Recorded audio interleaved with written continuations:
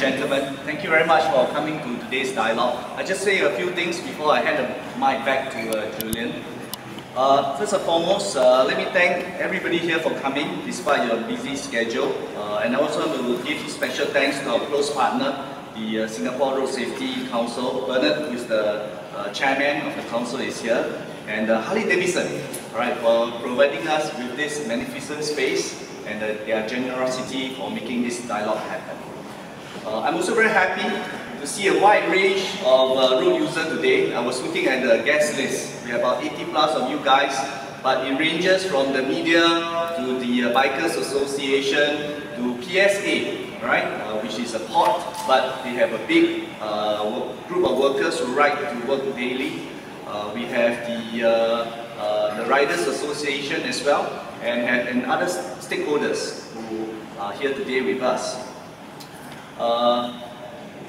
This dialogue session could not come at a more appropriate time. If you recall our recent news release, as a community there was a slight drop in terms of the number of fatalities on the road. I'll just give you a number. Last year we recorded 155 fatalities, and this is a drop of about 3% from 160 in 2013. Although we have improved slightly, but there are still far too many deaths on the road. You might be wondering, why are we turning our attention to motorcyclists, which I will term them as bikers. We are very concerned with bikers because they remain to be one of the most vulnerable group of road users. Just last year, more than half of the fatal accident and injury accidents involve the bikers. Specifically for fatalities, 74 bikers died on the road out of 155. Our statistics have shown that the three key reasons for these fatalities and accidents are: number one, failure to keep a proper lookout by the bikers; two, failure to have proper control of the bike; and third, failing to give way to traffic with the right way. In fact, our statistics shows that from January to June this year, there were 272 bikers who were injured as a result of self-skidding.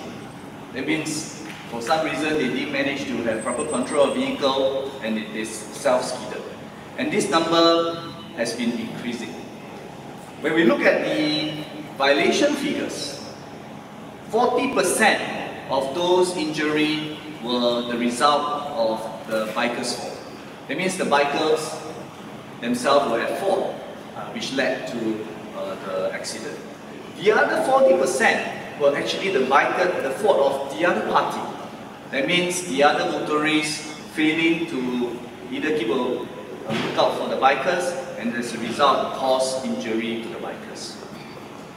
Recent accident that led to tragedies relating to the motorcyclists resulted in impassioned, even intense discussion in the press and social media. I suppose many of you probably will have seen those videos that's been on viral, that bikers got into accident. The latest one was the SUV, whereby sideswiped a bike, and as a result, the biker passed on. We'll talk about that a bit more later.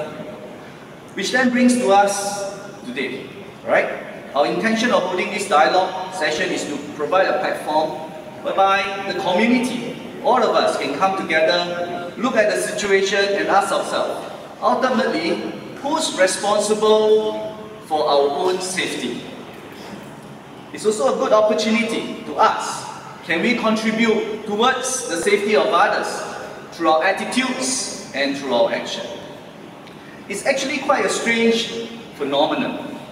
Bikers are aware that they are more vulnerable to injury when an accident happens. Yet among the road users group that we did a survey this year, bikers are often the most likely to exhibit unsafe behavior. 1 in 4 bikers in the survey admitted to speeding, although Julian said the other 3 were lying. Even during peak hours, whereby there's heavy traffic, and the bikers say, well, I speed, right? And recently, just to sidetrack, there was a bikers who show off how he ride very fast on the road, alright, and I think went viral. And TP found him. He was surprised that we found him. Yeah, and he admitted. So when we asked him what you did it was fun. But he was riding at such a high speed that not only he caused safety to his own, the other road user could potentially be injured because of his reckless behavior. So today we are here together, we are gathered here today to discuss the attitude of our bikers community towards road safety and what we can do together as a community to encourage road safety and good road sense. I'm sure these issues are close to all our hearts.